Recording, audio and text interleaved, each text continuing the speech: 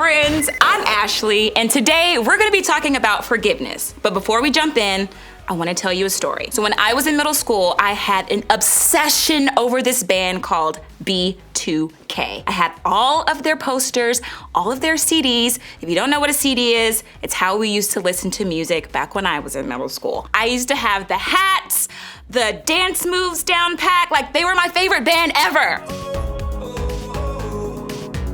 And then they decided to break up so that they can do their solo careers. Let me tell you, this fan, I was devastated. I was crushed. I was hurt. I was so upset. I didn't even listen to their other music that they put out. And chances are you've not only experienced something small or silly that was hard to move on from like I did, but I bet you've probably gone through some things that were really painful and hard to move on from too. Things that hurt or disappointed you. Things that you didn't expect. Things that were ultimately hard to forgive. Now, if you're anything like me, forgiveness doesn't always come easy. Forgiving and moving on might seem like it should be simple, but for some reason it's just not. The truth is, forgiveness takes more than a moment. When we talk about this idea of forgiveness, we're talking about letting go of negative feelings that we have towards someone who's hurt, harmed, or disappointed us, regardless of whether they actually deserve it or even want our forgiveness. Now that sounds pretty good, right? But feelings of betrayal or hurt or anger, feelings of being wronged or let down, the desire to pay someone back for what they've done, who wouldn't want to let go of negative thoughts and emotions like those?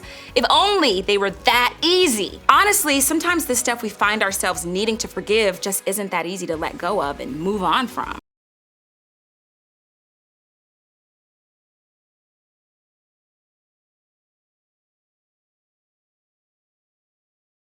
Maybe you're dealing with a fight with a friend, or maybe you're really hurt because your older sister lied about some not so great choices that she was making. I'm gonna give you 5 seconds to think about what that thing is for you.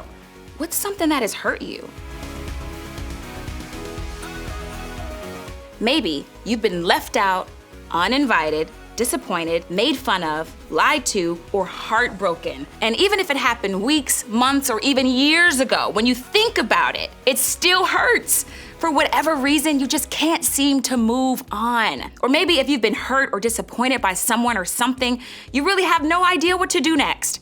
How are you supposed to feel? And what does it even mean to move on? That whole idea of forgiving them kind of feels confusing to you. Well, the truth is we've all been there before. And unfortunately, we'll all probably be there again. Because sometimes people hurt us. They fight with us. They embarrass us. They disappoint us. They end a relationship with us. They break our trust. And as a result, we feel stuck because we're hurt or angry or sad. So what do we do then? Well, some of us pretend that we're okay even though we're definitely not. And others of us try to get back at the person who hurt us. Some of us even say things that we should not say. We lose our tempers or take it out on other people. Others of us try to ignore what we feel by distracting ourselves. Maybe we put our AirPods in and tune everything else out, or watch TikTok for hours to take our minds off of what we're really feeling. But here's the thing, no matter what you do to deal with what hurt you, it doesn't actually work. No matter how hard you try, it's not gonna help you move on. Sure, you might feel better for a moment, but the feelings are still there. And that's really hard because ultimately those feelings only hurt you. You're the one holding on to the pain, not the other person. You're the one struggling because you can't move on.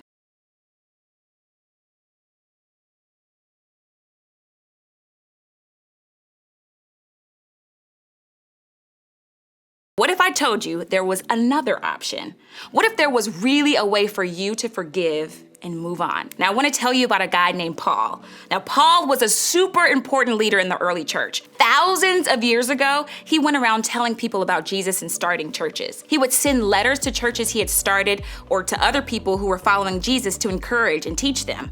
And what's cool is that we can read those letters today because they're all recorded in the Bible. Now, the letter we're going to look at was written to a church in a town called Thessalonica. It's a fancy word, huh?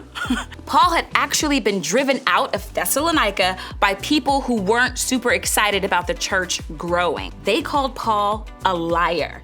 They spread rumors about him. They treated him terribly. And how did Paul respond? Well, with this letter.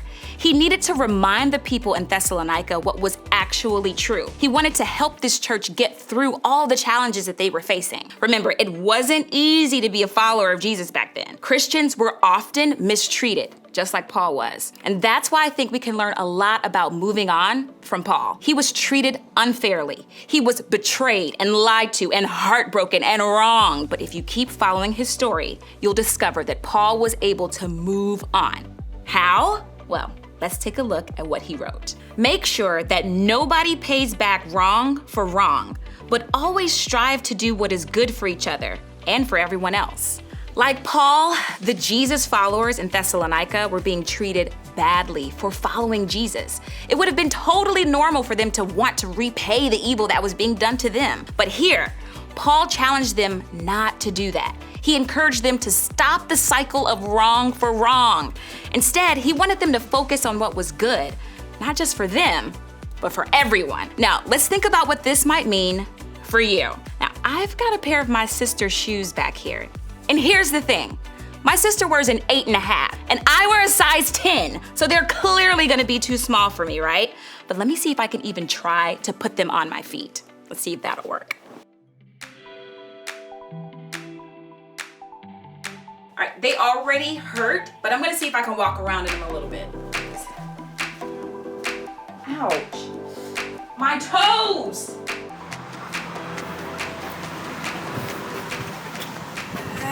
This hurts, guys. The longer I wore those shoes, the more damage I'm doing to my feet. I bet if I wore those long enough, I'd have blisters, sores, cramped toes. Basically, I'd have a really, really bad time. When we let go of what's hurting us, we can start to live without the distraction of pain and hurt. We can walk forward in a healthier way. So, what if you decided to throw away that old pair of tight shoes? What if you chose to let go of what's hurting you for the good of everyone, including yourself? Now, I know that probably sounds like a really difficult thing to do, and that's because it is. It's not easy to choose to let go of the pain someone has caused us, and it's not easy to want to do what's good for someone who has hurt us. It's not easy to let go of the grudge that we might be holding on to. But like Paul said, if we want to break the cycle and move on from it, we have to try. In other words, we have to forgive. Why? Because when you don't forgive, it hurts you. Now think about this. The anger, the hurt, the pain you feel about that thing you were thinking about earlier, remember that thing? Is it possible that you're allowing those things and the people who caused them to have power over you? But they're not the ones feeling it. You are. You're the one dealing with it every single day. And that means that you have the power to stop it. If you want to break the cycle you feel like you're stuck in, then you have the choice to let it go, to move on, to forgive. Because when you don't forgive, it hurts you. Look, this is hard because sometimes the person who hurt us never apologizes. Maybe they didn't even acknowledge how they hurt us, or maybe they don't know that they hurt us. Maybe they don't even really care about how it made us feel. And if that doesn't seem fair to you, then you are right. It's not. But remember, forgiveness is about what's good for all, and that includes you. Forgiving that other person helps you. It's good for you, and it helps you to be more like Jesus. So even if they never apologize or get punished or even acknowledge that they hurt you, choosing to forgive will help you move on, and that's important. Now, if you're having a hard time moving on because someone has hurt you physically or even abused you, that is not okay. First, I want to say I'm sorry that you're dealing with that because it's not right. Forgiveness never makes what they did right. Please hear me when I say that while forgiveness can still help you in this situation, moving on does not mean you have to never speak up. In fact, I'd say that part of forgiveness for you starts with speaking up and telling someone that you can trust about what's going on. Speaking up isn't telling on someone or trying to get them in trouble. It's loving yourself enough to keep yourself and others safe. If that's the situation you're in, I encourage you to tell your small group leader, your parent, or another adult you trust today. They want to get you the help that you need to make sure you're safe and healthy to move on. See, what we all have to remember is that forgiveness takes more than a moment. It doesn't magically make everything better. Paul had to make the choice to forgive more than once. Sometimes he had to do it over and over and over again. He had to forgive even when it didn't feel good right away and even when it wasn't what they deserved. But he did it because he knew it was ultimately good for his own good. And that's the same choice we can make too, because when you don't forgive, it hurts you. So, what can we do to help ourselves move on? Here are 4 things that I want you to try this week. 1, be honest about how you feel. It's okay to be hurt or upset or angry by what someone else has done. It's okay to be sad or disappointed or feel like something is unfair. Pretending that these feelings aren't there doesn't make them go away.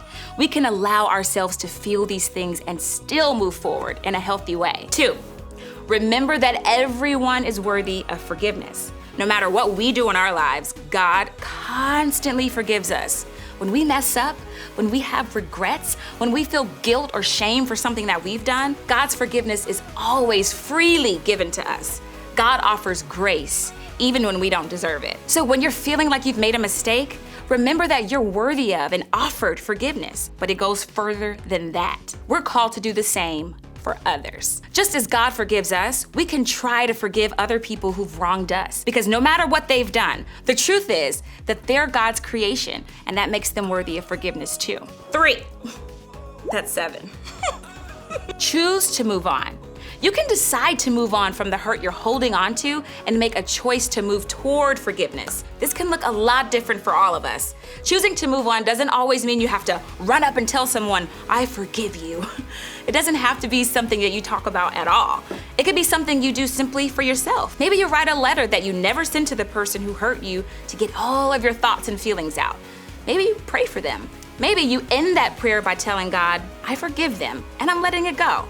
Or maybe that means that you have a hard conversation with someone, or you take a step back from the relationship, or you talk to an adult about what you're feeling. Whatever this looks like for you, know that moving on is a choice you're making to help you move forward. 4, repeat. Move forward over and over and over and over again. Remember, forgiveness takes more than a moment. It's a process. It's a decision you have to keep making. And it doesn't magically make everything better. Sometimes things get better, and sometimes they don't. But when you keep choosing to forgive, you're doing what's good for everyone, starting with yourself.